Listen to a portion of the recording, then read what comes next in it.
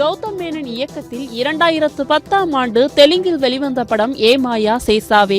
தமிழில் வெளியான விண்ணை தாண்டி வருவாயா படத்தின் தெலுங்கு ரீமேக் தான் இது. இப்படத்தில் சமந்தா, நாக சைத்தன்யா இருவரும் இணைந்து நடித்திருந்தனர். இருவருக்கும் இடையே காதல் மலர்ந்த நிலையில் கடந்த 2017ஆம் ஆண்டு இருவரும் திருமணம் செய்து கொண்டு 4 ஆண்டுகளுக்கு பின் இருவரும் விவாகரத்து பெற்று பிரிந்தனர். இதனிடையே ஏ மாயா சேசாவை படத்தை தற்போது ரீரிலீஸ் செய்ய படக்குழு முடிவு செய்துள்ளனர். வருகின்ற ஜூலை 18ஆம் தேதி இப்படம் ரீரிலீஸ் ஆகின்றது.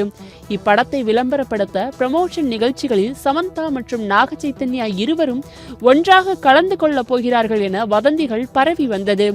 இப்படி இருக்க இந்த வதந்திகளுக்கு முற்றுப்புள்ளி வைக்கும் விதமாக சமந்தா பதில் கொடுத்துள்ளார். அந்த படத்தை விளம்பரப்படுத்த விருப்பமில்லை. இந்த பேச்சு எங்கிருந்து வருகின்றது என தெரியவில்லை. தயவு செய்து தேவையில்லாத வதந்திகளை பரப்பாதீர்கள் என்று வதந்திகளுக்கு முற்றுப்புள்ளி வைத்துள்ளார்.